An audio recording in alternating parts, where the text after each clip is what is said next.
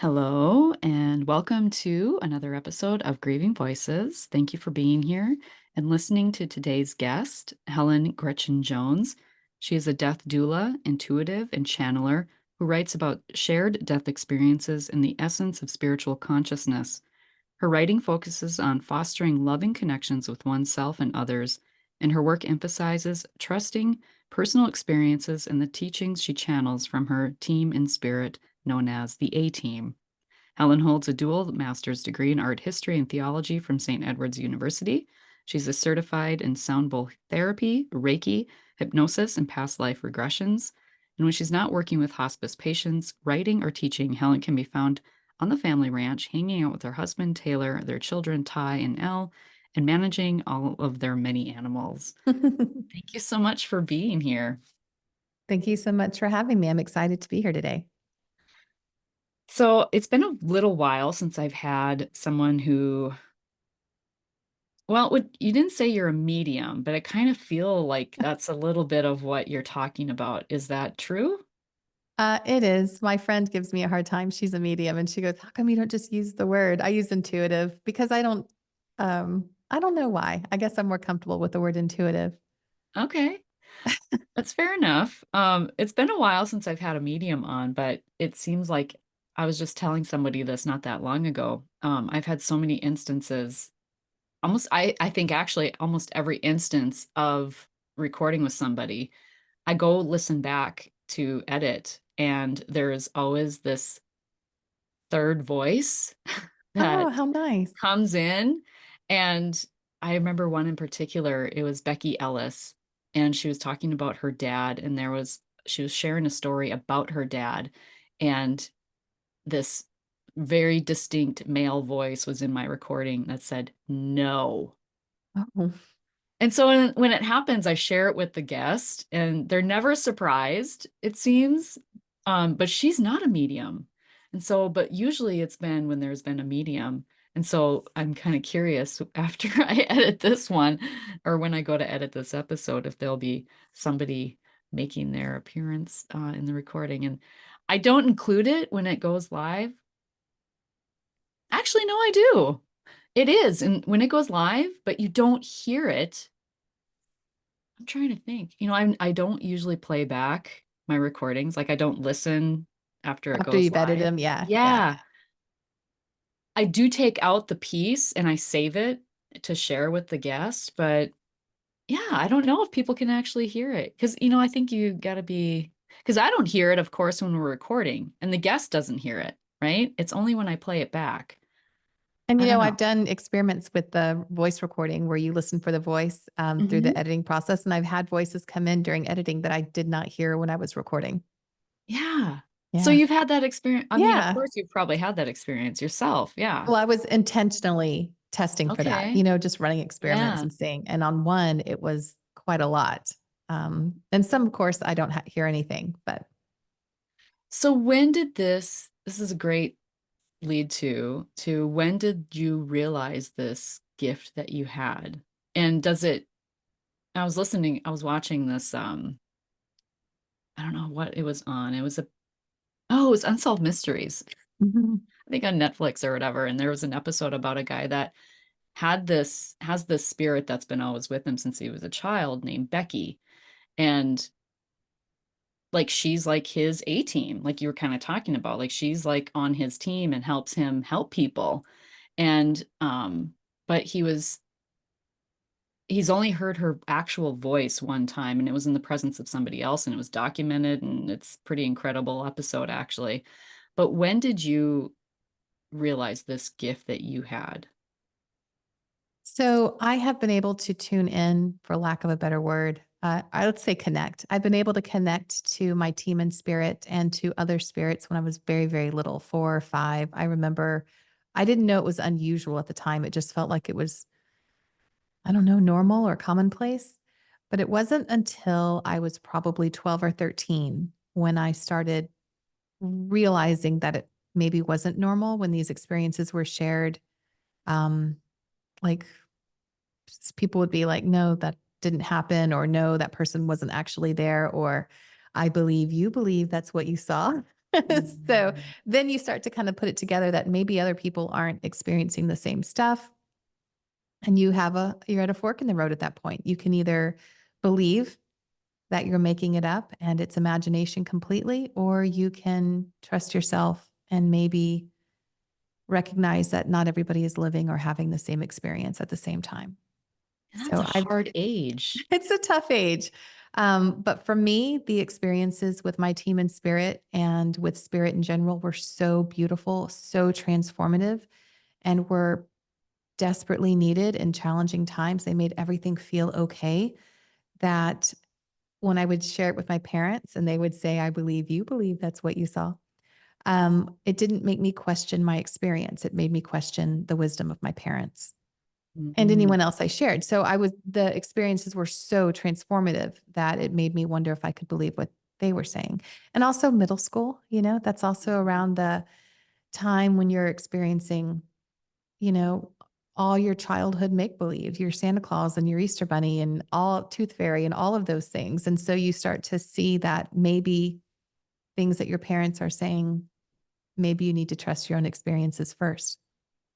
Well, and how did that change, like, your friend like, did you have friends that you could share that your experiences with, or were they like, no, just don't tell me about that stuff?" It's so funny. Most of them were a little more fearful, I think. Mm. And so I would keep it to myself. But what I couldn't understand was it wasn't fearful at all. It was beautiful and amazing and awesome. But I have a high school friend that I'm still friends with that we, kind of keep up through social media and on occasion when we see each other through big life events or something. Her name is Donna. And she told me recently, like in the last couple of years, she goes, yeah, you used to say the weirdest things when you were little. My mom remembers it. Like when we, so I guess I must have said stuff that they didn't make me feel uncomfortable about, even though it Mhm. struck them as odd. Mhm. Um, when did you realize who your A team was? Like, and when you say when I hear A team or when I read A team, I was like, "Oh yeah, Mr. T." I I know. don't know if you're that generation, but, is that how you came like, how did you come up with A team? First of all, I'm just curious. That's so funny. So when I was decided to, they were always a collective, and certain personalities or voices would emerge from the collective. They always felt a bigger part of something, but sometimes I think humans need a physical appearance or a name or something that they can more readily connect to make the bigger collective feel more approachable. So, and relatable. So my collective they're a collective for sure, but sometimes individual personalities will kind of pull through like a wave pulling up from the ocean before coming back in to the collective. So, I decided to call them A Team. It was something that popped into my mind fairly recently. I think it might have been 2017, 2018, just to give a name to the collective. And my husband was like, "Oh, the A Team, like, the crime fighters from the 1980s or something." And Mr. I was T. Mr. T. I pity the fool, right? That's what he would say. So I was like, "What?" I named them after, like and I thought it was so lame after that. And I wanted to be something that was like, that meant oneness or that, that was more singular and that represented a collective. And so I told in a meditation, I was like, all right, guys, I chose a lame name for you guys. Pick something else. And I'm throwing the ball. It's in your court. And I'll be waiting for that really great name that's going to come through. And I left the house to take my cat to the vet, and all the parking spots were being temporarily blocked by a dumpster that was being delivered to the vet clinic. And it was olive green, and in big, bold white letters, it said A Team on the side. And I was just like, I just left the house like 10 minutes before. So I was like, what? And it was in that moment that I had the knowing that A does mean singular or one in the English language. And it also infers that we are a team and they need me as much as I need them. So A Team just stuck after Oh, I love that story. I'm so glad I went there. that. But it brings up the synchronicities that we experience in life that we really don't often pay attention to, and unless you have, like, this tuned inness about Mhm. yourself, you probably will miss a lot of these synchronicities. So how can you what do you say to people who, um, want tune in more and learn who their team is and who their guides are? Like, what are some steps that people can take? So I have a small group of women who come and sit with me, and I co-teach with another woman here in my town of Austin. We have a little thing that we kind of put together, and we just talked about this. How can we receive signs and synchronicities more clearly?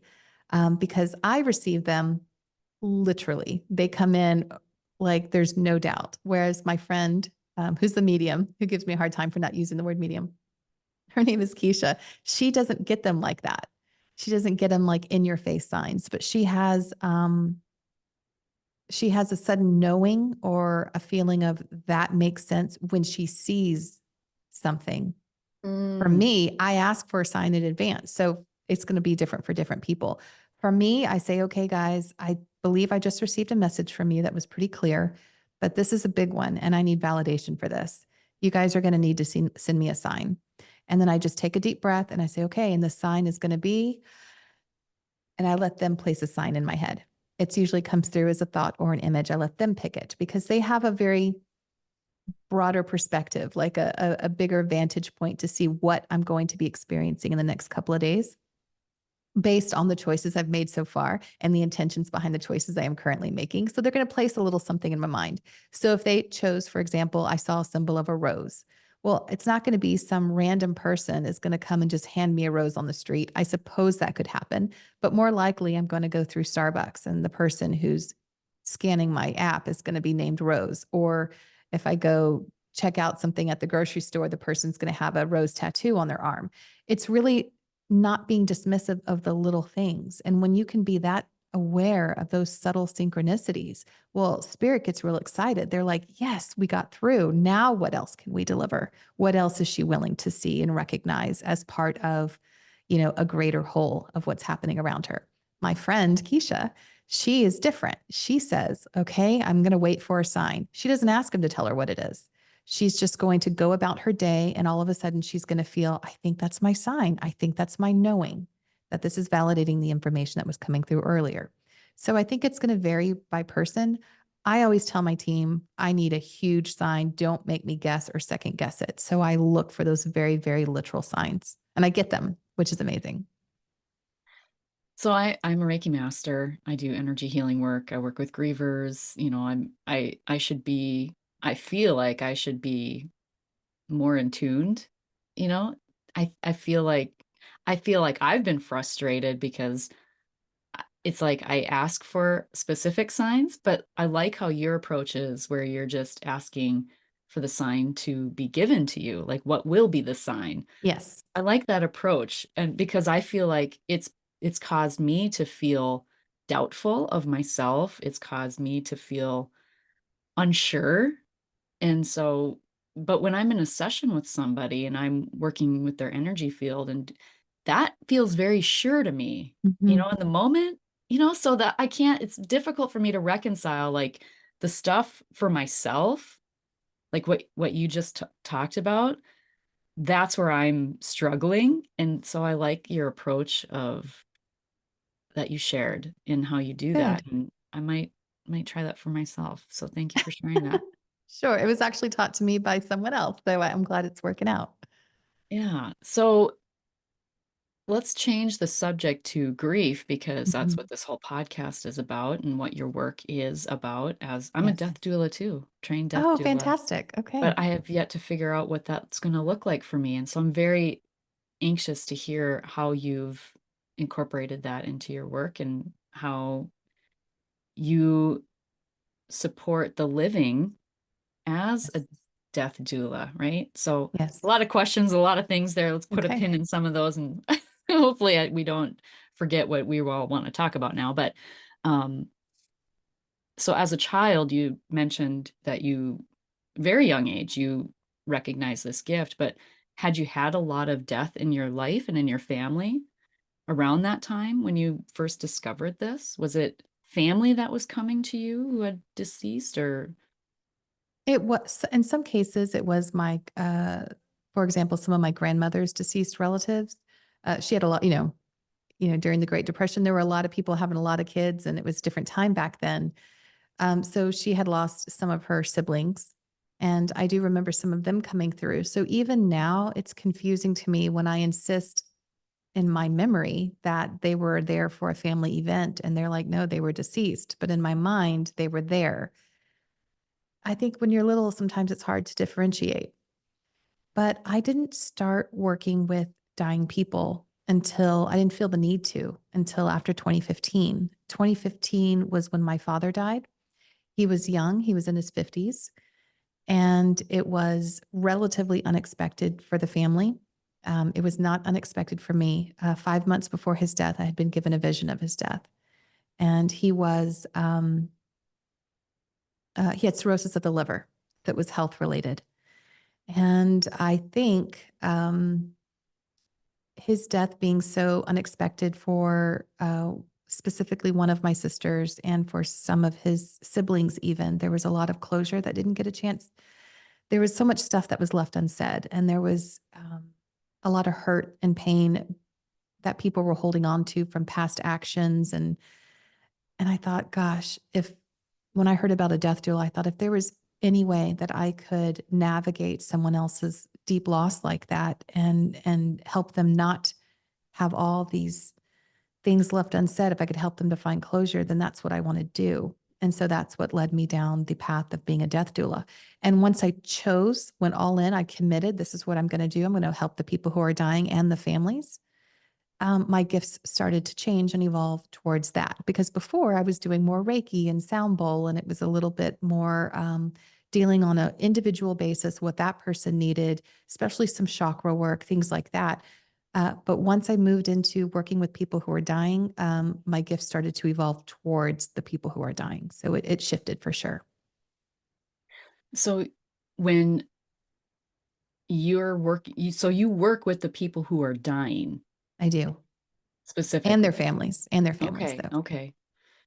What does that look like? I'm just curious for myself personally. Like, what does that look like? Is it, helping them? Yeah, I'll let you explain.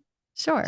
So it depends on who hires me, or I also do volunteer work. So both all of that matters based on what you're working with. So if the family hires me, then it usually means that the patient's a little more closed-minded to their process that's coming up for them, their dying process.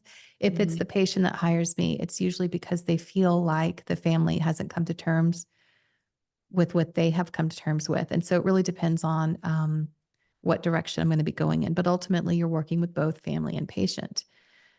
It has been my experience so far that when the patient first receives a diagnosis of a terminal illness, then they're going to be first, they want to fight it. What can I do to live longer? How can I keep death at bay? Nobody ever wants to talk about death. It's such a taboo topic, especially in our Western civilization. So we're looking at it's unlucky. Oh, don't say that. Oh, that's not being positive. That's being negative. When in reality, every single living being has to die. Every plant, animal, person, it doesn't matter. Cells, molecules, everything transitions to a different state. So instead of focusing on it being a negative thing, a bad thing, a horrible thing, if we were to shift our perspective and really make it about this is what's happening, now how can we make it the best possible? And yes, we're all going to grieve. We're all going to feel sad about the physical loss of our loved one. Of course, that's part of the process. Nobody on this planet will not experience that. But knowing that we have to go through it, what's the best possible way to go through it? And how can we heal hearts beforehand so that any of that pain and hurt doesn't have to continue to shape the lives of those left behind? So that's really what I'm doing. And that's on a case by case basis. So sometimes when a person, oh, I guess I go back to what I said. I'm so sorry. I kind of got off topic a little bit. First, we're really angry and we try to fix it and keep it at bay. But once we accept that this is happening, that's when fear sets in. People feel fearful over the process of dying, and they then look for a little bit of control. What can I control now? So they start to do their paperwork. They start to, I want you to have this. I want you to have that. I want this person to come. I want this, they start to try to control their environment. And then in the last week or two before death, that's when we start to see some pretty amazing things. We start to see our loved one who's dying starts to see people who are coming that have already transitioned. They start to see beings of light. And the reason that this is important and should not be considered something to be medicated or that we need to convince them is not actually happening. The reason this is important is because that removes the fear that people have around death. When they start to have a foot in both worlds, they start to see that they're not alone, and it's okay for them not to be fearful of the next phase. And someone's coming in and slowly introducing the next phase to them so that they're comfortable when the time comes. It's really a really amazing, important phase. And in addition to that, it gives the loved ones hope that there is something more. So all of these phases are really important in the dying process. And as a death doula, when you're there, you're navigating each individual phase and meeting the person right where they're at with the ultimate goal of peace. I had a guest, his name is Chris Kerr, and he had written a book. He works with hospice patients and he has done a lot of research on the dying process and wrote a book, Death is But a Dream. And um, he had a very interesting take on it. And he was actually part of the Netflix documentary or series, Surviving Death. Oh. Uh, But so I've had a lot of different types of people on this show, but um, in your personal experience, though, with your dad, when you learn that information, like, did you keep it to yourself? Did you share it or? So my dad's death was the first close family death because it's your parent. Mhm. And when I received that vision, it was my first vision that I've received of someone dying. And I journaled it because I was, always journaling and meditating, doing things like that. I told my husband and a neighbor about it, and then I let it go. In the vision, excuse me, my dad was in a hospital bed. And he was by the way, let me just say, my dad was a good old boy. He lived out on a ranch all alone with his dog. You know, he didn't want any he wanted to be off the grid. I mean, he was, okay, so he was very Texan, very, um, and so his biggest fear, one time he told me, I found out that he hadn't told his sister or any of my sisters about it either, or his mom or anybody, was that he feared dying alone and that nobody would find him for days. Mm. So when I had my vision and he had was dying in a hospital, that was an unusual thing for him because, yeah, my dad would not have just gone to the doctor or the hospital. He was out on the land. So he was in the hospital. There was a number 5 flashing above his head. The hospital walls were this bluish green color. And he was young still in that vision. And my daughter, who was just a baby, I mean, she was little at that 4 or 5, I think. And she was holding my hand and she looked to be the same age. And I thought, he's going to be dying soon. So I journaled it. He'd been staying with me in Austin, which is where I'm at. And he lived down South Texas. And he'd been drinking all day. He kept extending his stay because he couldn't get behind the wheel to drive. He was watching politics really loud. He was a smoker. My backyard was littered with cigarette butts. He brought his dog. I had cats. It was just kind of a chaotic mess. And I didn't want him to feel unwelcomed, but it was very, very frustrating for me at that time. Of course, I love my dad, but it wasn't an enjoyable experience, I should say. So and that's when that vision happened. So I Mm. was really kind of focused on how can I get my dad to go back home? And this is, really starting the quality of that, of my family now, my children, my husband. It was a chaotic time. And the holidays were coming. The kids were starting school. I had a lot going on. So I just pushed that vision aside. It was my first vision. How do I know if it's right? I wrote it down, told a couple of people that was it. Well, 5 months later, on February 5th of 2015, all those fives, while he was in his 50s, the whole thing started at 5 o'clock in the morning. He was in rehab. He had agreed to go to rehab at Christmas, and he was in rehab, and they found him kind of out of it in his room, took him to a hospital. And that's the only way he would have ever been in a hospital. And sure enough, we get there. The hospital has bluish green walls, and it's all unfolding exactly as the vision. And I needed someone to watch my daughter because it was 2 hours away. And my neighbor called my neighbor, said, "Can you get my daughter from school?" And she was like, "Remember that vision you had?" And I was like, "Oh my gosh." She was the one that reminded me about it. And so since then, now that I work with people who are dying, I do get ballparks on people's death. Ballparks. not like February 5th at 5 a.m., nothing like that. It's just like 3 weeks, approximately 2.5 years. I've got one that's approximately 4 years. So I do get these ballparks on people now. But that gift is new since I started working with people who are dying. Wow. But when Do I you, first got it, I just want to share, when I first got it, I thought, am I supposed to stop it? mhm. Now I felt this responsibility. But that's what movies teach you. They're just like, oh, someone got a vision. They have to go stop someone's. No, it's my belief. And that could change, right? Based on experiences. I'm always trying to see what I'm interpreting as correct or not. But it's my belief that when a soul decides to die, then I'm able to pick up on that wave or that packet of information that's already out there when that soul has decided. So while the personality of my dad may not have decided to die, he wouldn't have wanted that. On a soul level, he did. And so when that soul made that choice, that's when I was able to receive that information. So I believe someone that is close to me now, when I was cooking spaghetti and whew, came right over me, 4 years. I'm just like, so on a soul level, that person has made the choice, even though their personality has not. So yeah, I hope I answered your question there. I feel like I'm in a trance just watching and listening. Um, that's fascinating. So it's like, I don't know how I would feel with that information. Like, what do you do with it? Like, what do Okay, you do actually, with it? what's so interesting is his mom, my grandmother, after my dad died, I told her about the vision. And she was like, if you ever get one on me, you better tell me. Most people tell me, if you ever get one on me, do not tell me. Mm. Right. So shortly after that, I did get one on her. And I got it in December. And I was like, oh my gosh, do I tell her? Do I had a real knot in my stomach about it.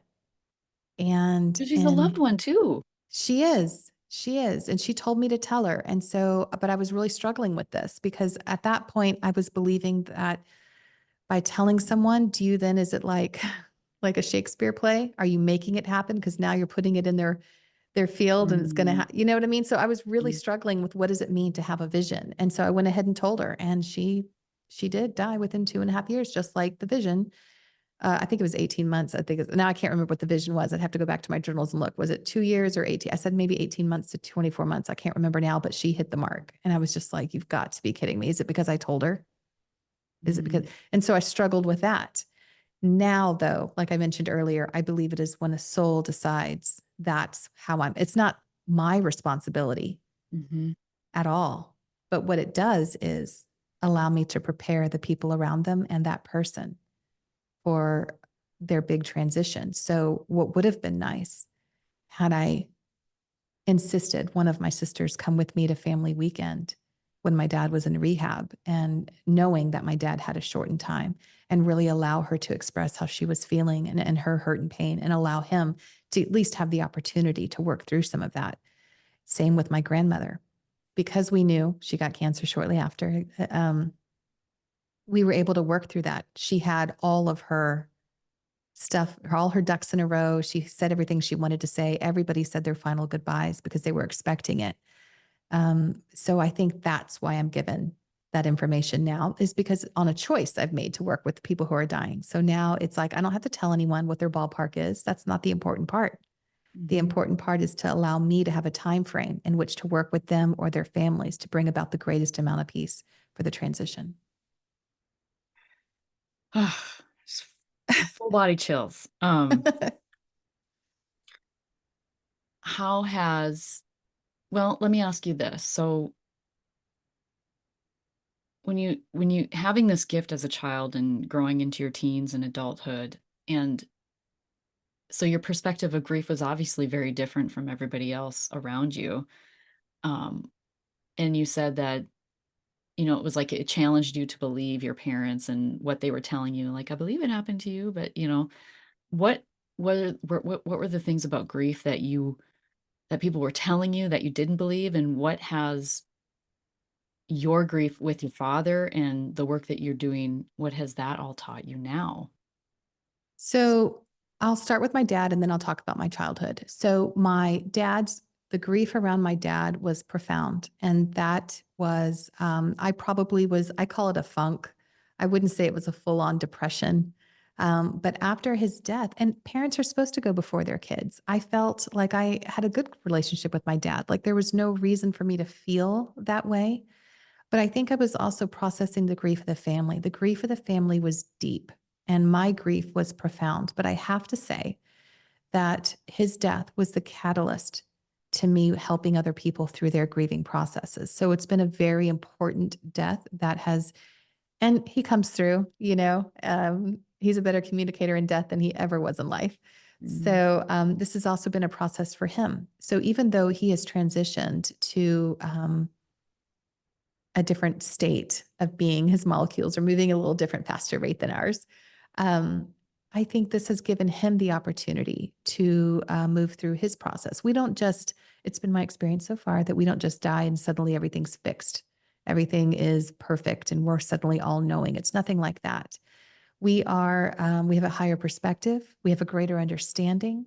We recognize how our actions affected those around us. And I think that working with me now, my dad has the opportunity to sort of work through what he feels was maybe causing grief to the people he left behind based on his actions. So this is an opportunity for him to sort of heal some of that with us left behind. And so in that way, my grief and the grief of the family has been very important into serving other people who are working through grief.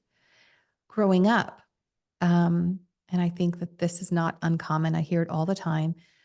People who have had challenging upbringings, moved around a lot. Maybe my mom got married a lot, and we lived with our grandmother half the time. And so there was a lot of emotional and mental patterns that needed to be broken, a lot of cycles that needed to be broken through my mom and her parents and different things like that. So they were dealing with constant grief, regrets, and and challenges on their own, which affected how their children were being raised. Luckily for me, I had my team in spirit who would come in because in order to get a little bit of peace, I would go sit in an empty bathtub and close the door as a little kid, and that's where I would find alone time, and I could just focus on the silence.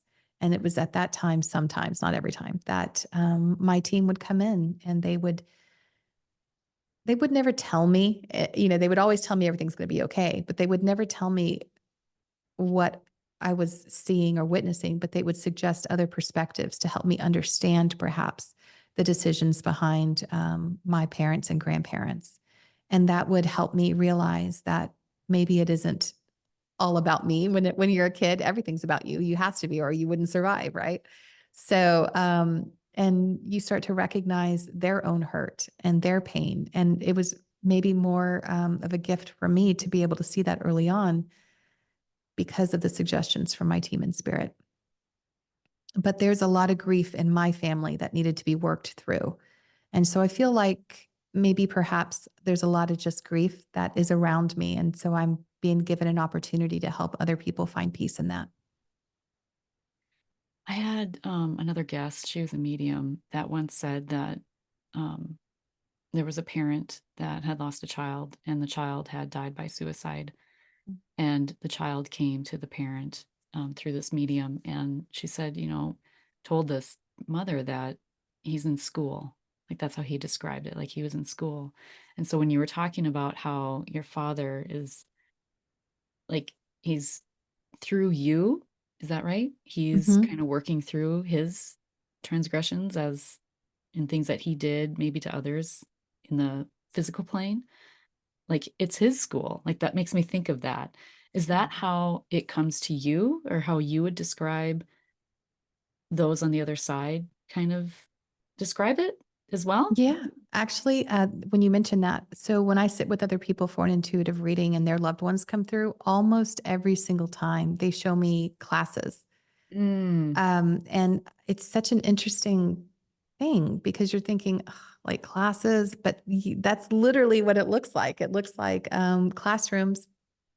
It looks like gatherings on green lawns, even like it's gatherings of people with an instructor or some person who has experience in that one field. So one of the things my dad has shown me would be communication and working with how to communicate more effectively, how to communicate cross, more, I don't know what that would be, like from physical to non-physical dimensions.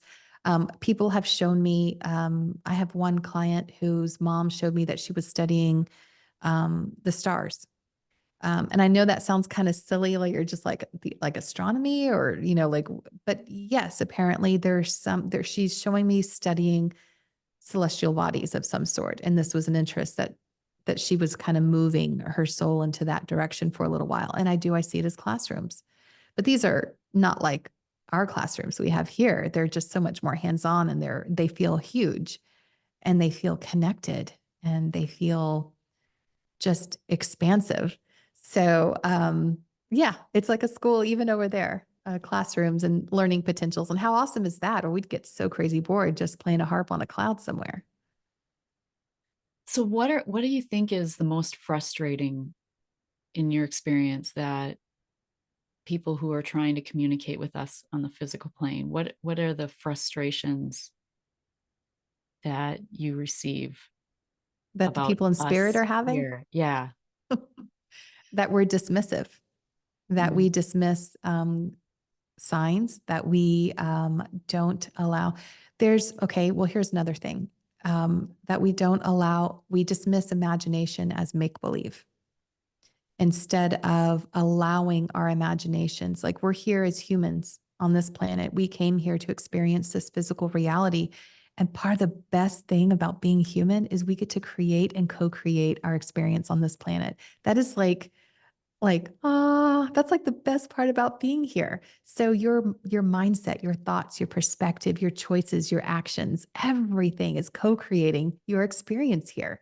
So in order for that to happen, you have to come up with an idea or set an intention or imagine it.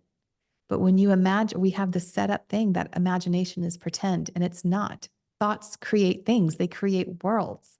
So when you're sitting here wanting to connect to spirit, and you're imagining sitting on a park bench in New York or whatever you want to do through a guided hypnosis or meditation, and you say, okay, I'd like a loved one or one of my guides to come sit next to me on this bench.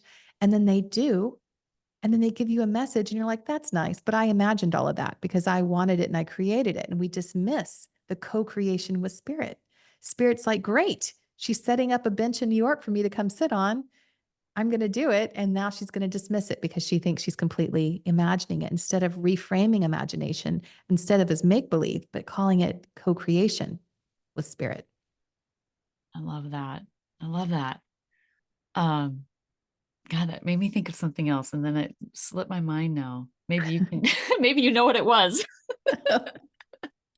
I hope that anyone who hears this would consider doing a guided meditation or a hypnosis session, whatever works best for you. And to realize that all these words that we put on it, like it's a hypnosis session, it's a, Reiki even, which is, an energy healing. Doesn't matter what you call it. It's what the intention you place behind it. Words can be just semantics, because when we put a label on something, we limit it, anyway. So just know that you're here creating this world. And if you choose to connect to your team in spirit or to God or to angels or whoever, then do it and don't dismiss it. Write it down. And you'll start to recognize that discernment will strengthen. You'll start to be able to interpret messages more strongly and less through the filter of your human mind. It's a fantastic way to connect. So, how can we connect to our team? How do we know who our team is? And how did Well, you figure there. that out? Who is your team? Okay. So my team is a very large collective, and it's a group of, and angelics, ascended masters, ancestors, alternate dimensional beings, aliens. Like, it doesn't matter. It's whatever physical body you want to put them in. It doesn't matter. But for me, I like having a physical archetype body that can step forward in my thoughts as a way of connecting. So there's a few that have come through pretty regularly, more than sometimes I'll just see one time and that's it. But I have one whose name is Lyra. I heard her name, Lyra, and she always comes through as this blue light. So sometimes she looks elderly, sometimes she looks young. but she's blue. So I was like, okay, I just focused one night on meeting one of them. And she was the first one that comes through. And I'm like, okay, well, I'm going to need a sign this week. I'm going to need to hear your name 3 times for me to know if that's really your name, if that's going to be something I can all week long. That's what I'm going to need. And it happened. So I had a friend come up and talk to me. Guess what I just learned about the constellations? There's a constellation. They mentioned the Lyran constellation or, something like that. And I was like, I didn't really need to hear that whole conversation about the constellations, but it was important that I heard that name mentioned. Then there was another, someone said, hey, I'm sending you an audiobook you need to listen to. It was my neighbor. And the opening credits was talking about someone named Lyra. And I was just like, oh, okay, I didn't even read the book. I only think I needed to hear the opening credits. And then a third person I was having a session done and she goes, you have a guide named Lyra. So I know that now that's like an actual intuitive coming in. And I was like, I do. And you're the third validation. And then another one, and this is a strange one. It's a guy named Kissinger. Okay. I only know of one Kissinger and he's still alive and he's a political figure. But that was the name that I heard. And I was like, okay, that is so lame. Like I even looked up what Kissinger meant and it's like farm or bog or something. It wasn't something that meant like, I don't even know what I was looking for, but Kissinger was not it. But um, I was like, all right, guys, 3 times, you know the rule, right? Well, I got it 3 times in one night. Um, I had gone before bed, I'd gone to Barnes and Nobles, and apparently there was right when you walked in, a whole display. I guess Kissinger had done a book or something like in the last 7 or 8 years or something. And there was a display right when I walked in. I wasn't even going to go to Barnes and Nobles. It was right by Old Navy. And I just swung by because I had some extra time to kill. Okay. So anyway, so there it was. Okay. And then I go, I'm like, fine. Okay. I go home. I literally lay down in bed and just turn on the TV. First thing that pops up is a documentary on Kissinger. I was like, that's 2, you guys. And then my husband and I run a photography rental business. We're in the studio now. And somebody texted me, hey, do you have this and this and this equipment? And one of the words was Kissinger. And they said, that's so weird. It auto corrected it. I meant the word to be pro photo, which is nowhere near the word Kissinger. What? Yeah. So I was like, that was my third one. So I got Kissinger all in one day. So I'm like, okay, I called one of my guys Kissinger. So anyway, The that's, very unique names too, by the way, like very unique, like Lyra and Kissinger, like they're so weird. unmistakable, Yeah. you know? Right. But I asked for validation and I said I needed to hear it 3 times in the week. And then I Mm, didn't start trying to connect to an individual guide until the other one was confirmed. So very that's how cool. I did it. And there are people, I frequently see people's guides. And so I can connect people to their guides. And I have several people who are intuitives who do the same thing with guides. But my thought is to come up with your own name. You can call him whatever you want, call him Frank. And then they will make sure Frank is validated 3 times because they don't care what you call them. The most important thing is that you're willing to connect to them and that you interpret their message. And their messages are always beautiful. So is your dad part of the A team, or is he just kind of a special guy that you choose when you connect to, or is he kind of like, no, I want to connect with you now. We would need to have this conversation now. So that's really interesting. And I would love to hear other people's feedback on their experience around this. I have found that when people transition, they're really loud and clear and available very frequently the first year. Then after that, it's like they're kind of like, all right, I'm ready to go start my own class, my own stuff, which I know time isn't linear over there. So, or at least I understand that to be the case. So, why is it a year? It just seems to be that people tend, maybe because they're not needed as much. That first year after someone dies, we're constantly reaching out to them on a heart level, grieving them. And so maybe that's why they're around so much. So if my dad pops in, I call him a part of A team, but he comes and goes. I have some that are more static, but for the most case, a lot of my collective. That's why I like to call them a collective, is because they're not. They come and go as I need. Just this morning, I was watching the news and well, last night there was the Dodgers and Yankees game. Yeah. And so on the news this morning, it was all about the Dodgers player. And I don't know all the names. I don't even remember, but and it doesn't matter. I want to speak to the synchronicity of it. And I was just like sitting there like, and I'm wondering if anybody else is watching this, like, wow, that is really crazy and synchronistic. But I picked up on it. It's the Dodger that he hit a grand slam home run run through like last night.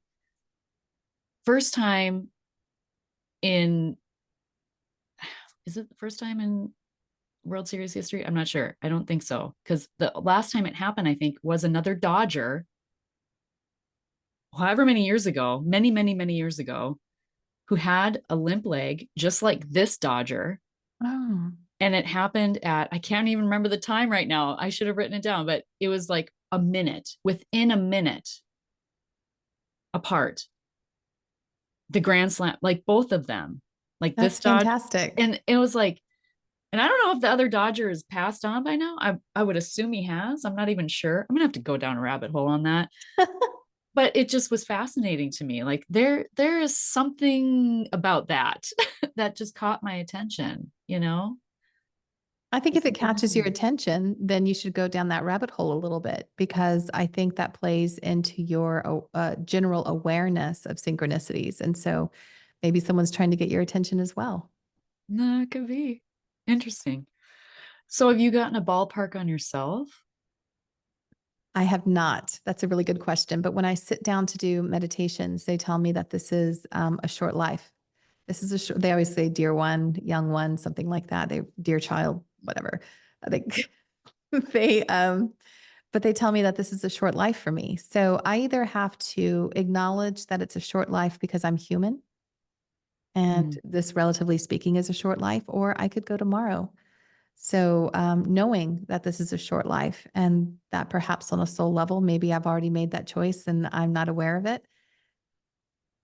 Yeah, I mean, it could happen. I can get diagnosed next year. Like, who knows? Tomorrow, I don't know.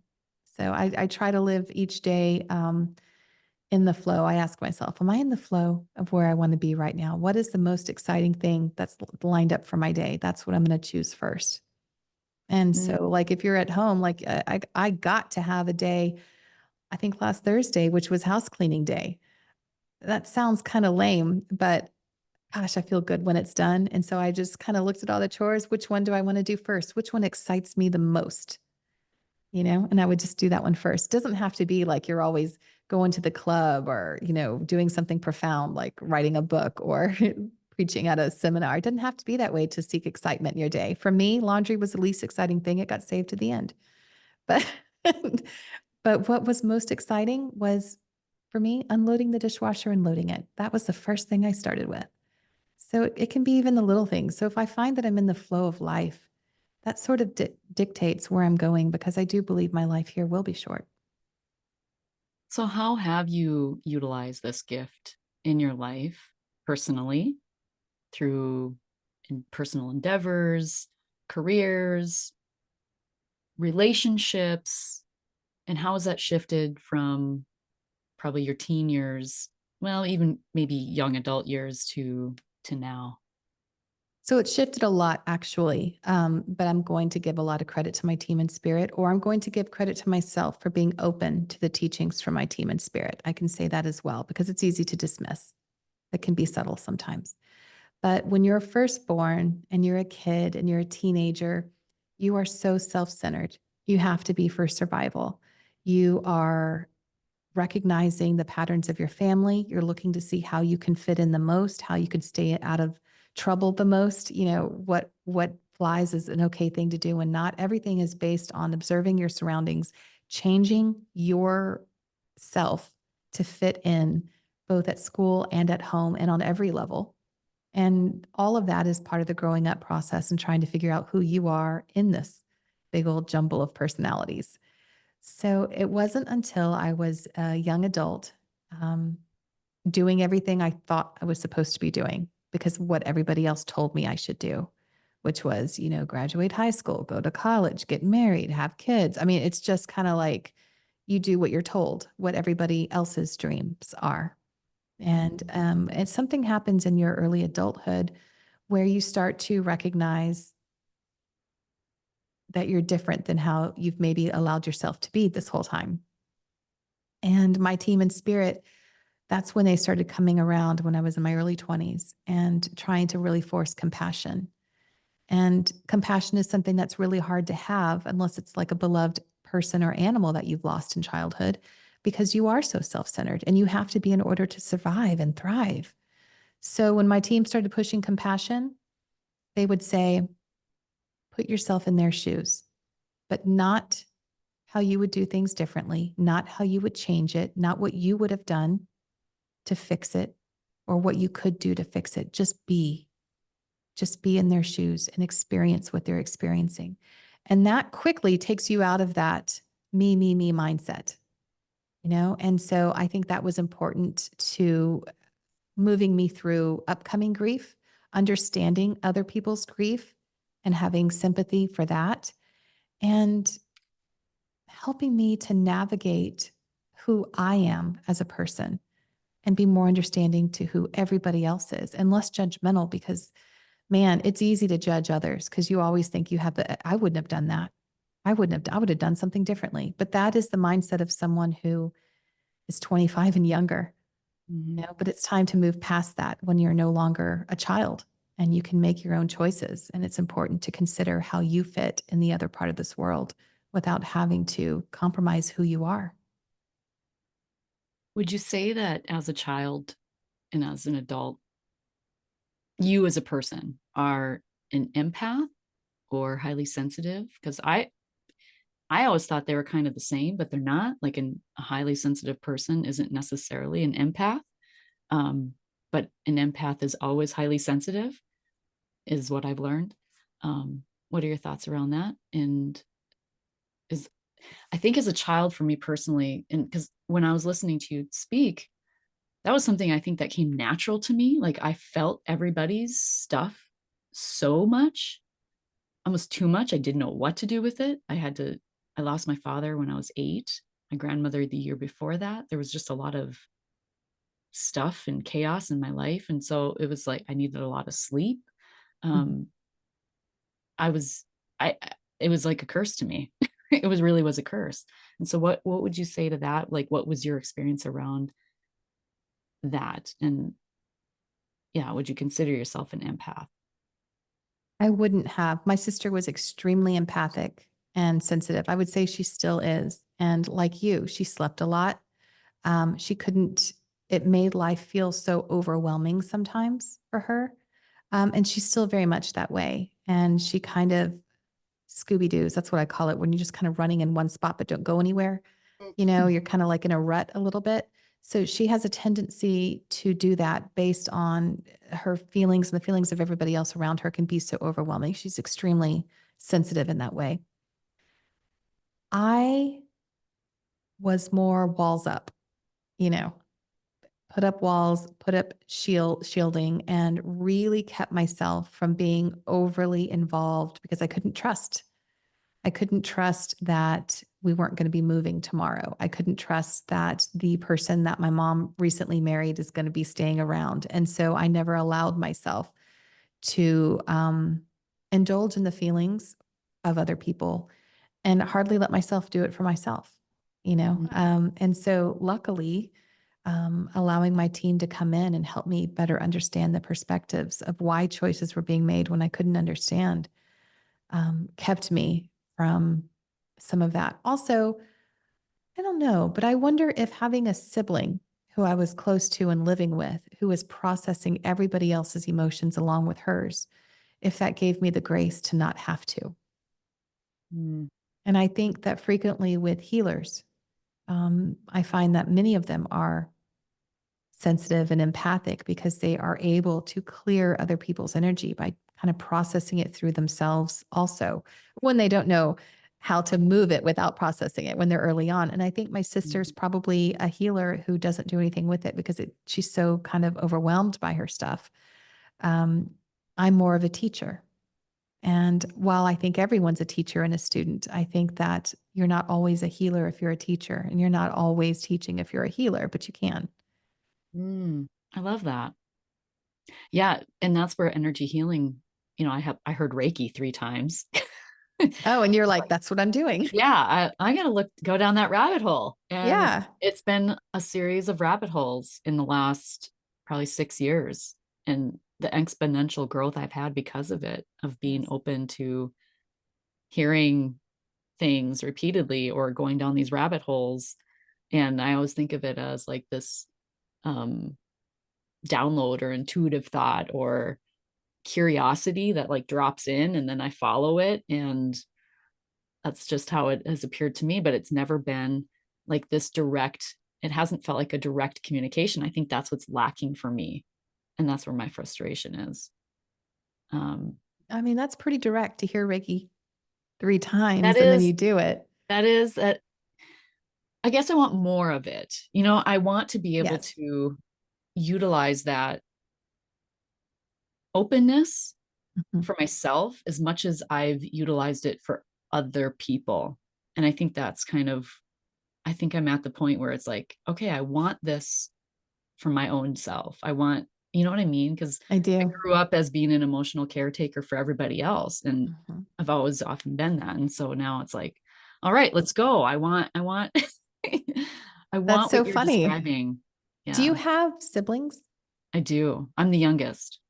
Do you feel like, I'm just curious now, and but do you feel like you're more sensitive than the rest of them? Yes. Do you feel like you possibly process some of the family's emotions through some of those challenges and trying times, whereas they didn't have to because you were doing it for them?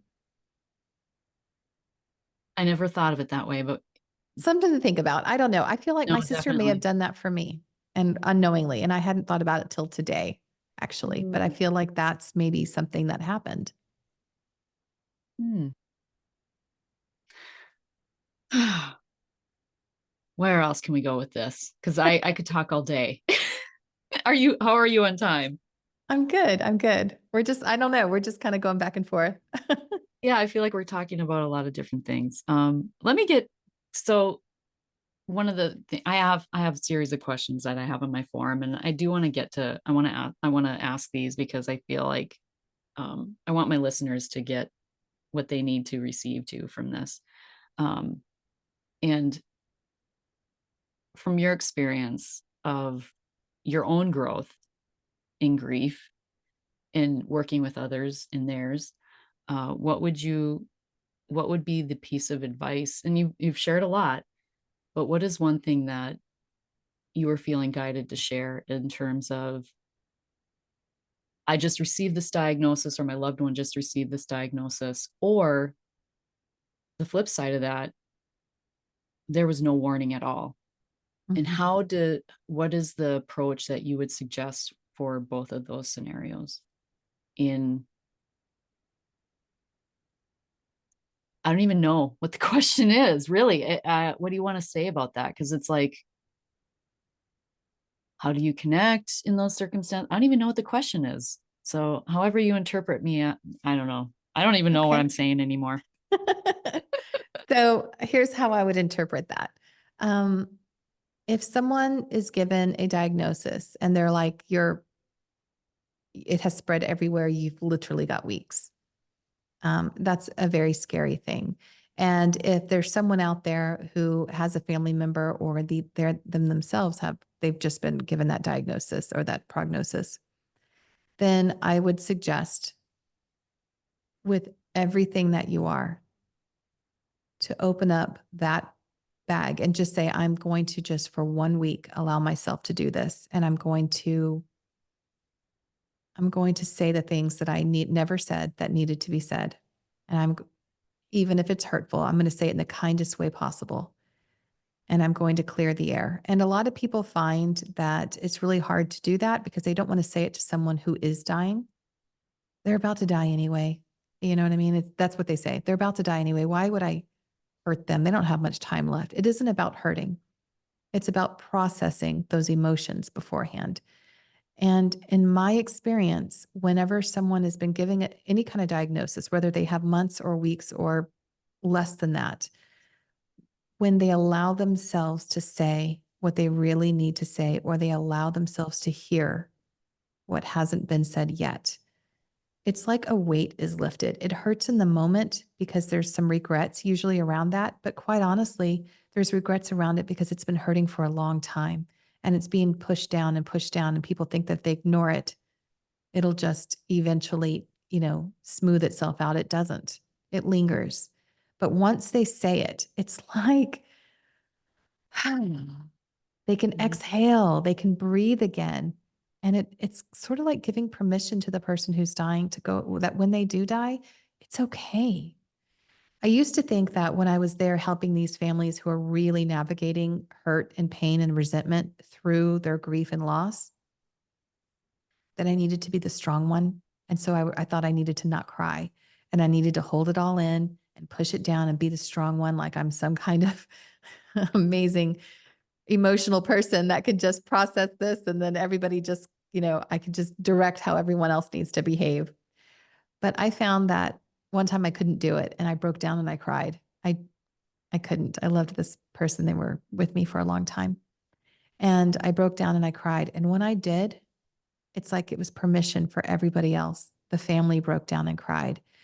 And we think that we have to hold it all together. I mean, just imagine that holding it all together is so much resistance. There's tightness. There's no flow in it. But when you let it go and you let go of whatever you think people are going to think about you for crying, for being vulnerable, for being open, it never works that way. People actually open up and become vulnerable themselves. And these people cry, they release whatever that pent up stuff is, that energy, and it makes it easier for them to say the things kindly that they always wanted to say. And so, if you allow yourself to be authentically vulnerable in those moments, that's where you can flow through the grief, the hurt and the pain and the resentment, no matter how much time this person has left. And I encourage everyone to allow themselves, even if it's just one day, today is my vulnerable day. That's what I would suggest. And what about for those who didn't have that opportunity? Like my sister, one of my sisters. So for people who didn't have that opportunity, if they're okay, so this has happened with many of my clients, actually, people who refuse to come in with the rest of the family. This has happened before. And first, I would take into account what their religious and faith-based belief systems are. So unless they're atheist, including agnostics, they believe in something, they just don't know what it is. So unless they're atheist, every faith based belief system believes that there is something more after death. Some know what it is, some don't. Okay. That's their belief. So I would navigate the grief through their belief systems. So if someone believes that there is an afterlife, then we start there. We start with this is not the final goodbye. We know that there's something more. Here's what you missed bedside. Oftentimes, there's some spiritual experiences with beings of light, angelics, whatever it is. I would teach that oftentimes our loved ones will come in dreams and to be open and available to that. Depending on the person that I'm working with, I would also suggest a medium. And I know this is a non traditional approach, but there are some pretty fantastic, certified, triple blind tested through university studies, and there's lists of these people. It's a short list, but I mean, maybe 100, but they're out there. These people are so phenomenal. And you get on their wait list. There's usually a wait list. It could be 6 months, it could be a year, but here's what I know. You're going to have to go through that 6 months or that year anyway. And all of a sudden, this opening shows up at the right time when you need it the most. And sometimes there's cancellations, you move up the list, whatever. But you put yourself on that list. And all of my experiences, and I know this sounds to say all, but I mean all of the people that I've worked with who have also worked with a medium, say that the medium was able to bring them more closure, more joy, more hope, and more connection than months with a therapist. So, and there's a place for therapy, of absolutely, especially processing your emotions through the physical body. It's very, very important. But having that connection with your loved one in spirit authenticated and validated and being able to feel like they're right here with you once again because they are. And there are people out there who can perceive those energies. It's very, very healing. And it really moves you through that grief process a little more lighthearted and a little bit more expansive than you were going into it. What about those? Because you kind of interpreted it as like someone who didn't come into the room. But what Yeah. if they're in an event of an accident where nobody had, where there wasn't a chance, there wasn't a diagnosis, it was very sudden? Like an accident. Mhm. Um, in that case, I would recommend the same thing. I Yeah. would say there's so much healing, and I know you probably know this, but if there's anyone who hasn't ever seen a medium, a really good medium, and I know that there are scammers out there, but there are scammers in every field. There are really bad doctors. There are really bad Mhm. lawyers. There are really bad salesmen and businessmen, and there's going to be people who take advantage of people in all every field of work and industry.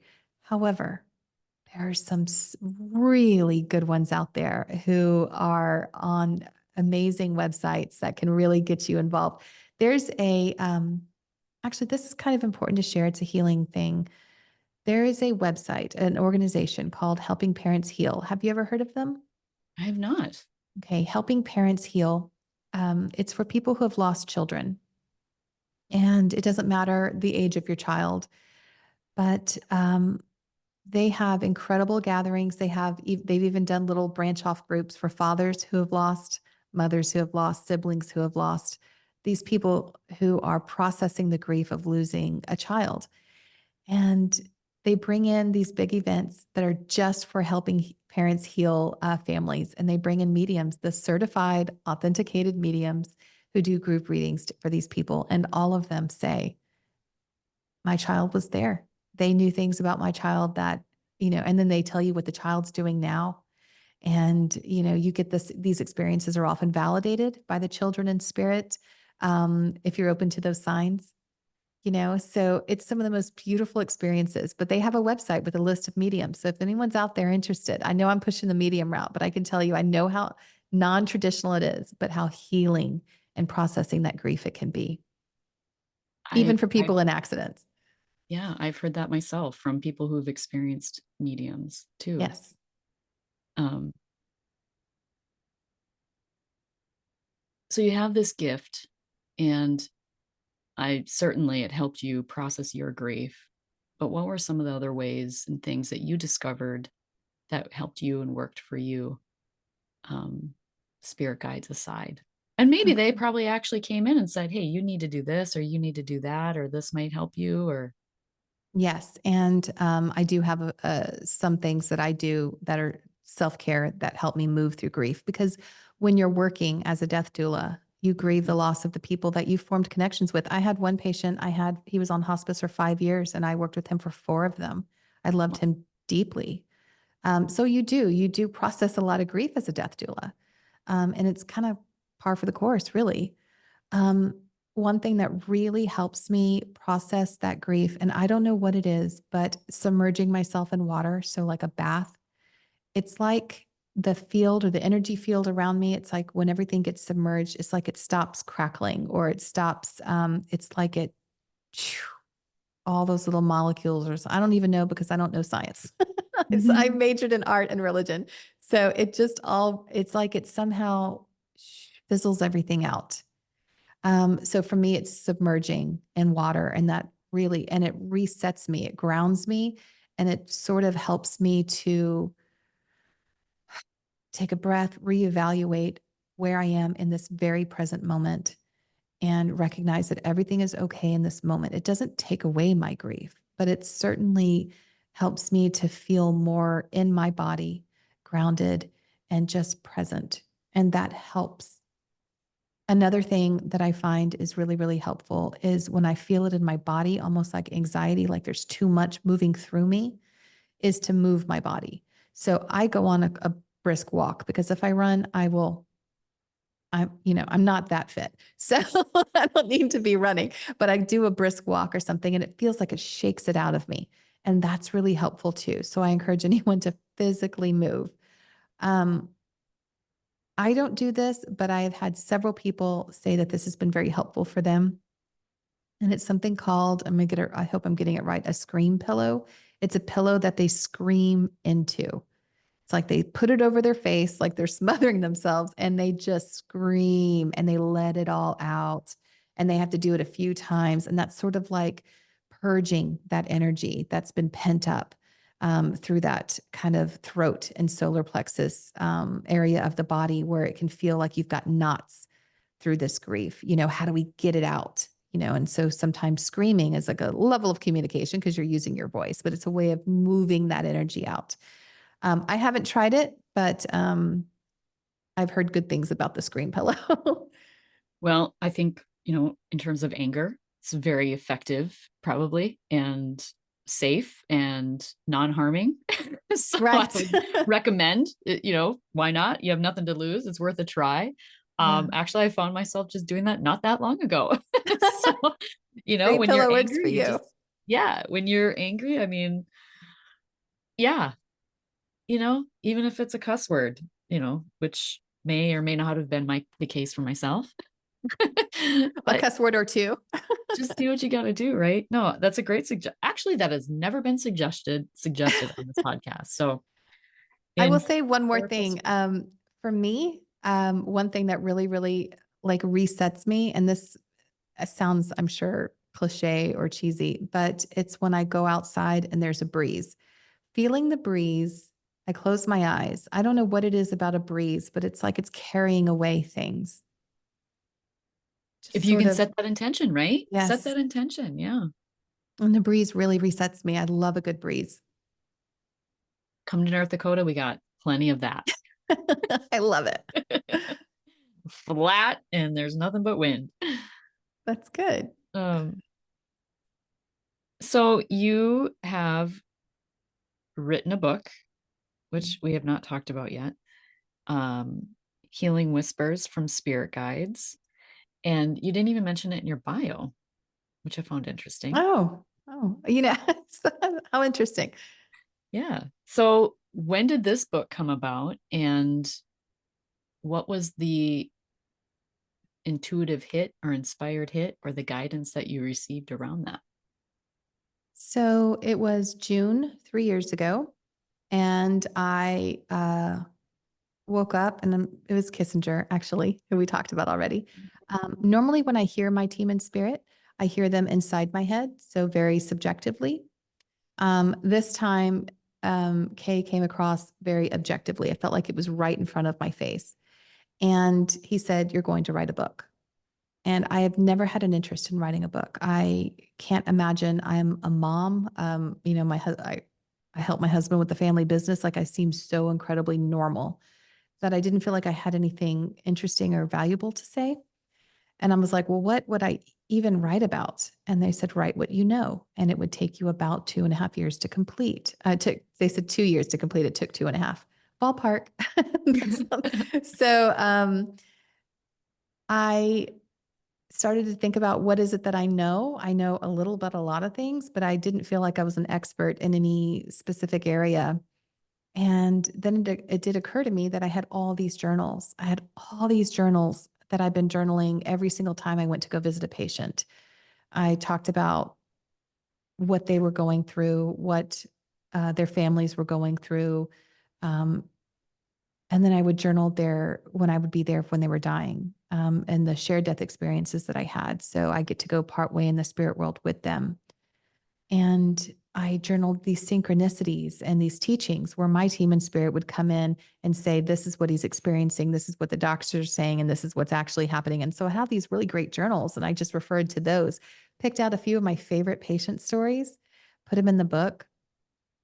And then I preceded each patient story with what I learned through the grieving process, through the healing process, what I've learned working with spirit.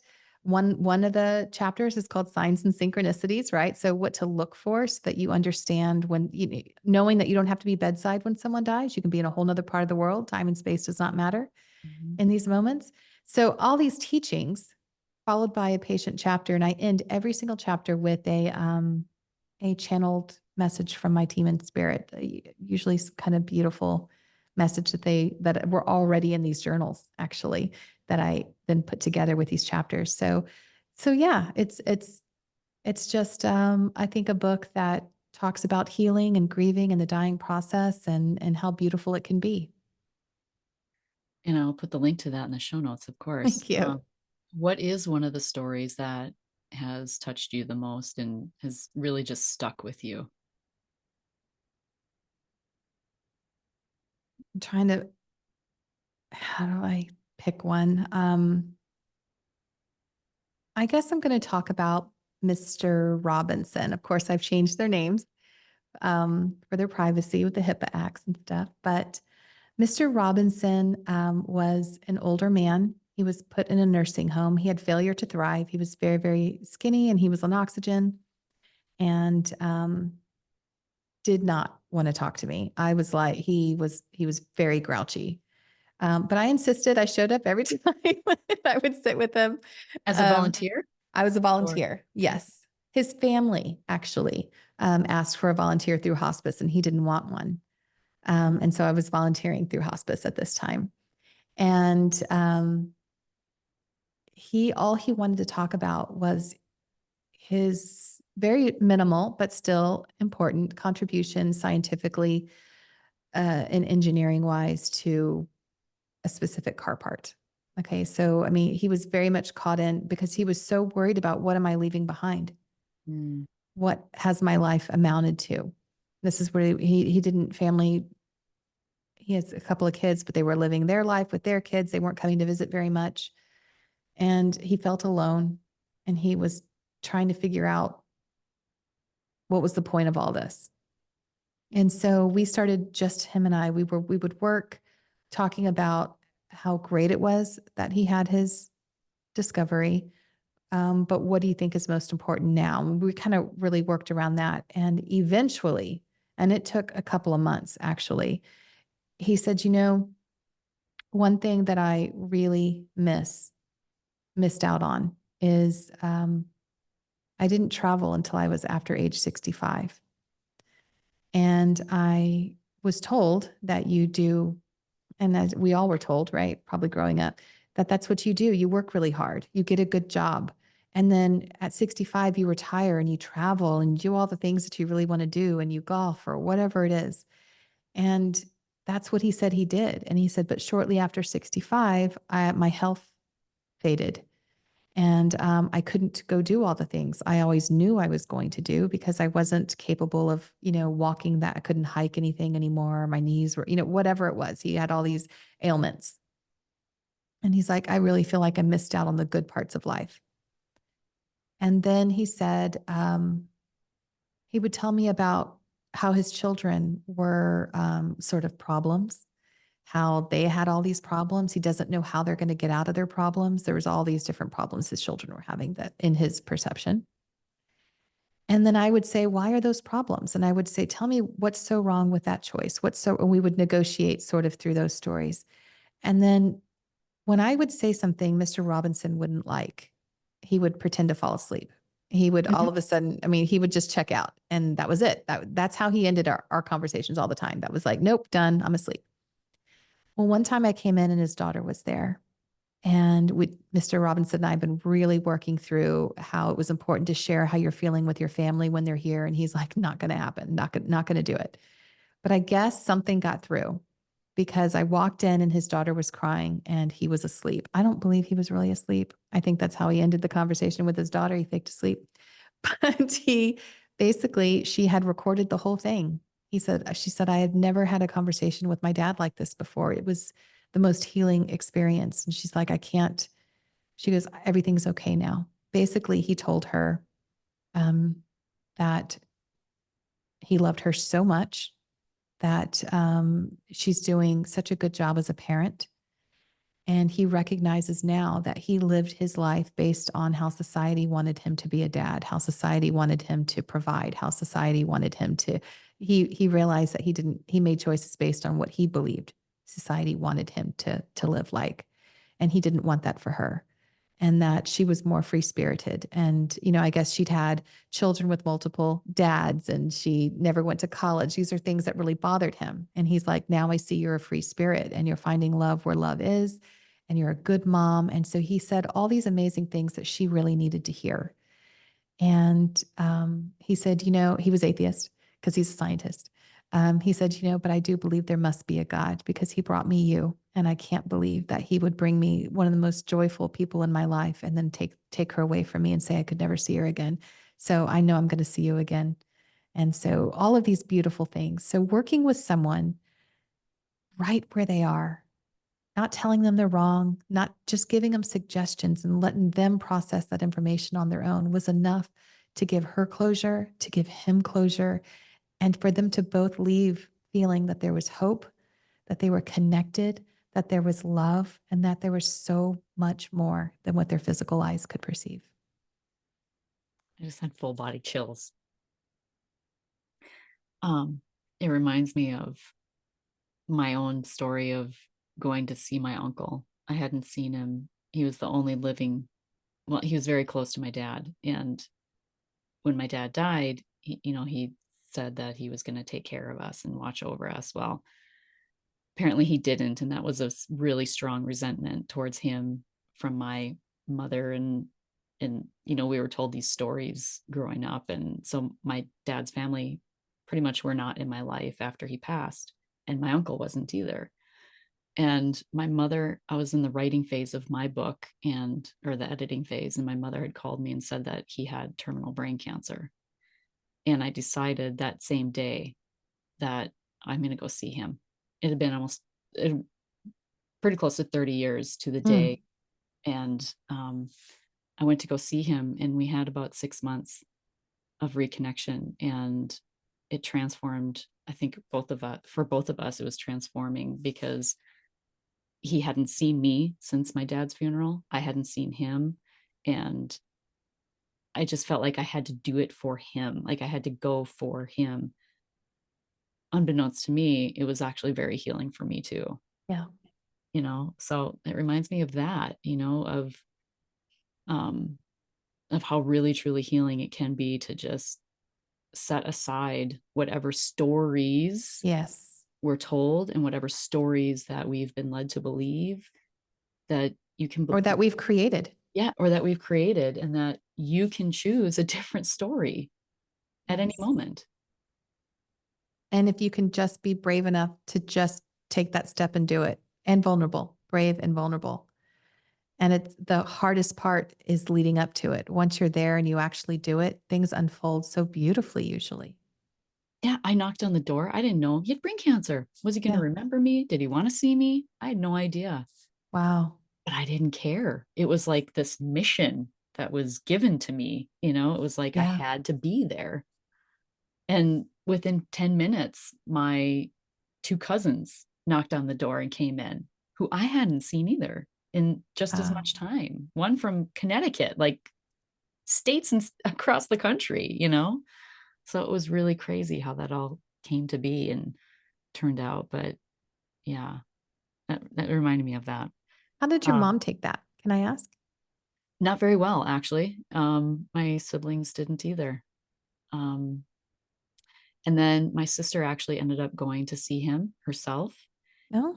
or yeah, she went to see him herself, and she did not have the same experience. And um, I was just like, well, my intention was maybe different than yours. Right. I don't know. Maybe you were open to change and connection. Yeah. Even my book that wasn't received very well either by my mother, but um it's fortunately for me, like doing the grief work for myself, like going through grief recovery and doing a lot of personal work. um I've changed that story. I've been able to rewrite that story. And I feel like my mom's 82. She could go at any time, right? I feel like because of the work that I've done, I feel like, and just the personal knowing that I have about what the importance of end of life, right? Like having conversations on this podcast in particular too have been healing for me, just to understand that whatever I need to say, there is a way to work through it without having that conversation. But there is also a lot of healing that can happen when you have that conversation with the other, that can happen for them, Yes. right?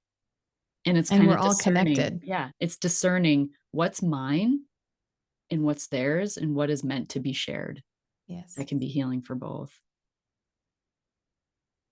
Yeah. So how Yeah. do you discern that? Like, do you share everything that comes through, or is it, yeah, probably not, huh? No, I want to. I'm excited about messages that come through. And I am always eager to have them validated. And I can be a little impatient. Mm, But as people can be, I suppose. But I don't share everything that comes through at all. I do try to write everything down. Um, and the reason I don't share is because I think sometimes the information's more for me mm. to guide them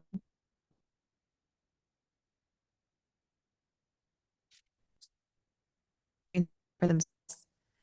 Then they retain that. Cutting out. I'm sorry. Oh, I'm You kind of sorry. cut out. Oh, it says Mm. my internet's unstable. Okay, is it back on? Yep. You were saying you Yeah, feel like just information's more for you. yeah, because you can tell someone something all you want. You can teach them and preach to them all you want about a specific thing. But instead, if I were to take that information and suggest come around the edges a little bit, and then they have their own aha moment and they come to that on their own, oh, that's what's healing. That's what sticks. Because you can, say whatever you want to someone, but all you have to do. So I think when the information comes in, I'll sort of come about it in a roundabout way so that they come up with the idea or they process that information without me having to say, aha. But once they do, then it's validating for me. And I don't have to say, oh, it was validated for me because it isn't about me. Mhm. But it does tell me that I'm on the right path when that information is validated and that I'm doing something for them or I'm helping them come to terms on their own. Because I know as a healer, I'm sure you can't heal someone, but you can start the process of having them heal themselves. You can be that catalyst for them, but you can't heal someone who doesn't want to be healed. Absolutely. I learned that the hard way. You That's know, right. I'm curious if you were, as a kid, were you like a questioner, like why? Or were you a questioner type of kid?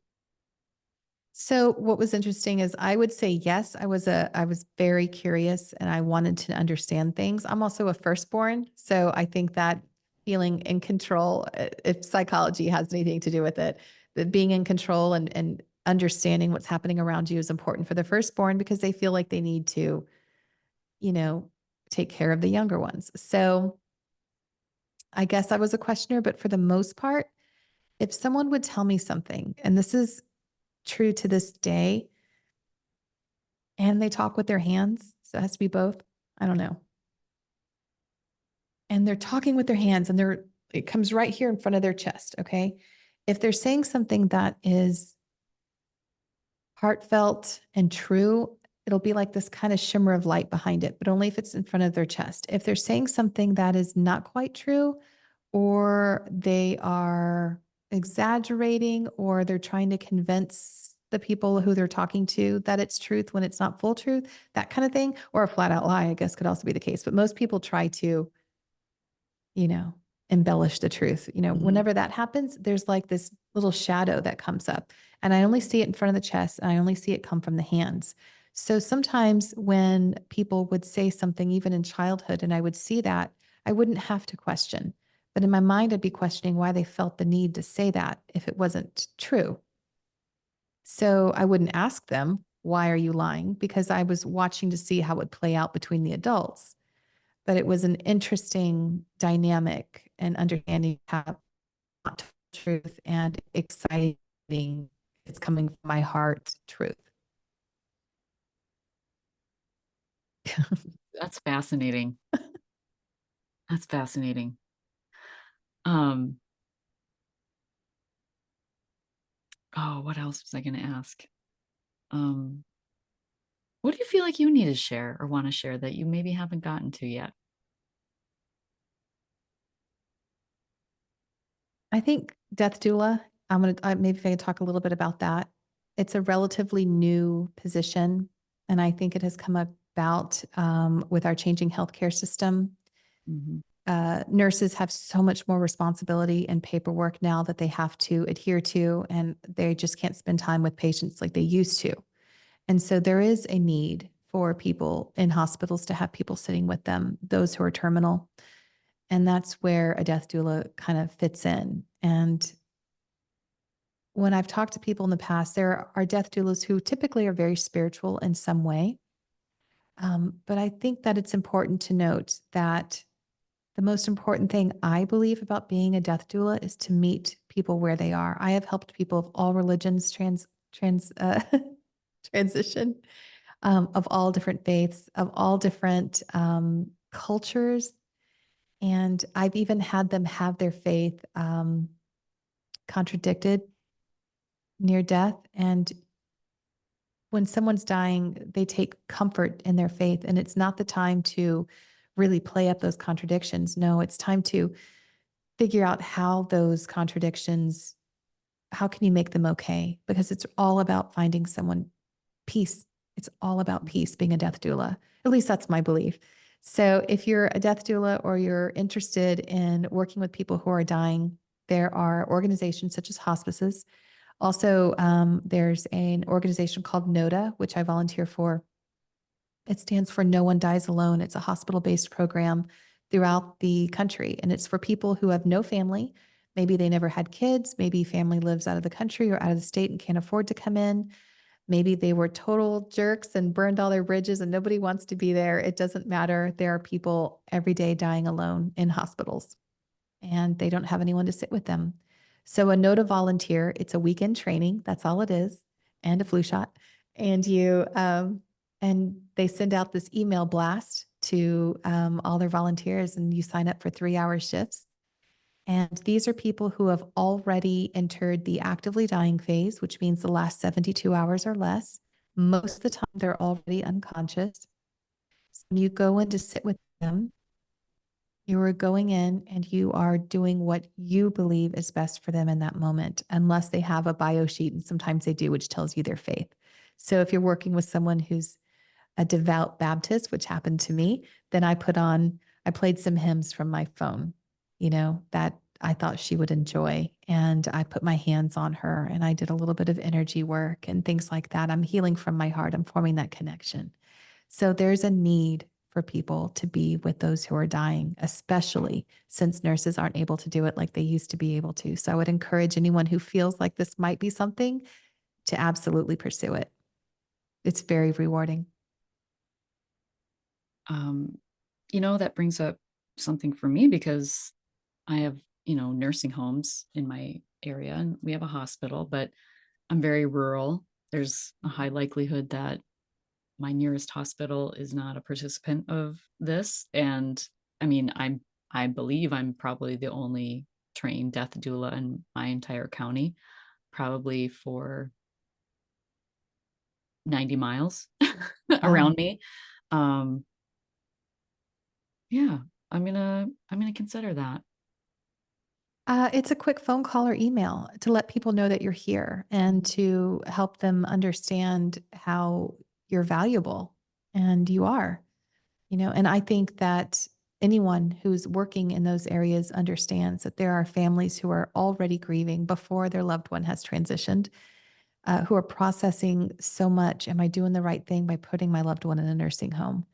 Are they getting their needs met? There's all these questions people have if they're doing the right thing around their loved one. And if you're there to consult with them and to help them understand, in most cases, nursing homes are understaffed and underpaid. And so it's been my experience so far that you do have to be still very, very present as a caregiver, even when you have them in a nursing home. And it isn't about doing right or wrong because it really doesn't matter in that way. But understanding that just because you have them in a nursing home doesn't mean you can let go. You still need to check in on them and make sure they're being monitored in the best way possible and being an advocate for them. Yeah, my dad had passed away in a nursing home and Yeah. I wasn't there. Um, yeah. I imagine, it's like most people, like your passions come from a place of your wounding, right? Just like what you're doing now, the experience of losing your father, like was this catapult in what you're Yeah. doing today. And so what gives you hope for the future? I don't know. I think I'm eternally hopeful all the Okay, time. that's good. No, that's Yeah. that's actually a very different answer than I've ever received. So thank you. Oh, I guess I choose the story Mhm. where I see so much love and hope on this entire planet, and I am so aware that I get to create and co-create my experiences with my team, and that's what I want. And so that's what I make choices around. So, like when we hang up here, I will be doing a meditation sometime before 9 o'clock tonight, and I will be attempting to connect to my team because when it does happen, I feel connected. I feel in flow with the world around me. And that is hopeful and that is loving and that is connected. But I have to do the work. If I go days without meditating, and it does happen, I start to really get into my human. I start to really focus on all these physical little challenges that I can blow up to be bigger than what they really are. But when I do the work and I say today's, I'm gonna take 5 minutes, 10 minutes, 20 minutes and do my meditation. That's how it started. I mean, now my meditations are often over an hour, but because I want them to be, I feel so good. But initially, it's 5 minutes. I'm like, wow, 5 minutes was nothing. And I just feel so much more connected to this world and to myself. So, yeah, I'm hopeful because I choose to be. But like you said, we have to do the work. Yeah. Can't just And it's be really not logical. that hard of work to connect. Is there anything else you would like to share? I'm, yeah, I feel like we covered a lot of information. I just want people to know that they're not alone in their grief and that every single person goes through it, and finding a way that is most helpful for you is beneficial not just to you but to the family and the people that you surround yourself with, because they can feel your grief as well. And I encourage, like I mentioned earlier, if people are open to it, to consider, even if it's out of curiosity, a medium, because so much grief, they could go through one 30-minute, 45-minute, or hour session with a medium and come out of it feeling, I mean, you process it for days, but you feel like you're on cloud nine. And it's sort of like this beautiful high of being connected again to your loved one. And so I encourage, if your grief is around the loss of a loved one and not the loss of, a job or, a home or anything else like that, if it really is a medium can help in that way. And I would piggyback that to challenge your stories and beliefs that you have because they could be the very thing that's handicapping your healing. Absolutely. And it is one of the hardest things that we can ever do, which is self reflect. And people who don't self reflect always think they're self reflecting. Mm. But one way to know if you're genuinely self reflecting is if you come up with a defense for your actions in some way. You know Mm. what I'm going to tell them? I'm going to, you know what? I behave this way because of this. If there's a defense to your thoughts, then you're not fully self reflecting. You're still trying to make right your choice. And so I would suggest that. So if you're truly being self reflective and trying to bring in that self awareness, you're not trying to defend in any way. Your actions are your choices. That's juicy. I love that. No, that's good. What was the website that you would recommend that people go to find a qualified, um, vetted medium?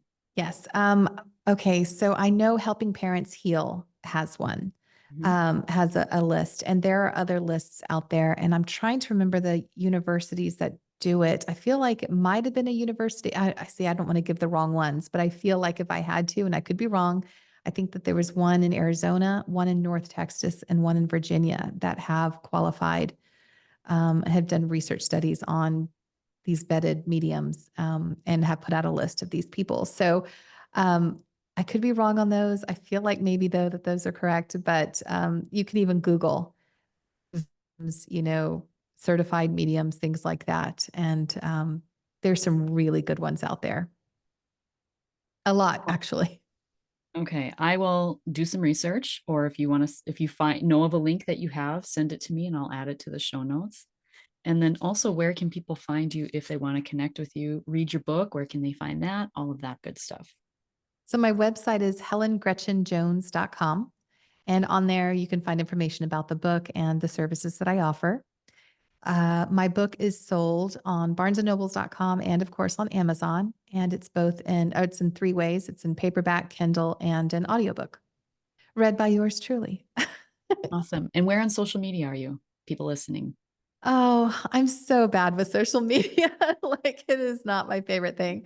I am on Facebook under Helen Gretchen Jones, and I am also on Instagram under Helen Gretchen Jones.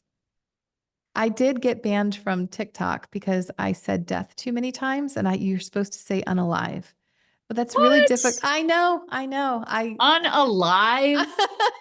I What is this world coming to? This is why it's we are so uncomfortable with death and dying, right? exactly, Like, exactly. oh, you can't say death now or dead or dying. Like, No, and you can't, and I don't, it just seems so silly to me because death comes for the old as well as the young, the sick and the healthy. I mean, it comes for every single being. And yet the longer that, and whenever I think it started, probably if I had to really do some research, I think it was probably around the Civil War time when we started having to embalm our soldiers in order to get them home. mm, And once that started happening, there became this new culture for us where when someone dies, we have someone else collect the body, someone else cleanses the body, someone else puts the body, goes through the embalming process, someone else lowers the body into the ground. Like it's so distant, hmm. so we've created this for ourselves. And so now death is something to be feared. It's the unknown, it's distant from what we have to deal with. And we fear the unknown when that happens. And so we've created this culture of death as a taboo topic. And certainly, I think with the book and with interviews like the one I'm having with you now, one of the goals is to normalize talking about death and to also normalize talking about the spiritual experiences around death. And how healing it can be when we open ourselves to a different possibility. Don't shut yourself off. That's right. Allow yourself to be curious always and be open. Yeah. It's the best. Just got full body chills. That was the main message here today, folks. So thank you so much for being here, Helen, for sharing all that you shared. I felt like this the whole time. I'm like, like in a trance listening to you. You have a beautiful voice too, by the way. Thanks. Do you have a podcast? I don't. No, Oh, really? I'm not in the flow of that yet. We'll just have to see how it unfolds. Well, maybe in the future, 6 months Maybe. to a year, ballpark. Because as many times you said ballpark, and then I was thinking about the World Series game. I'm gonna have ballpark in my head for probably the That's next so week. funny. That's true. There's a rabbit hole I'm supposed to go down, apparently. So thank you so much for being here. And remember, when you unleash your heart, you unleash your life. Much love.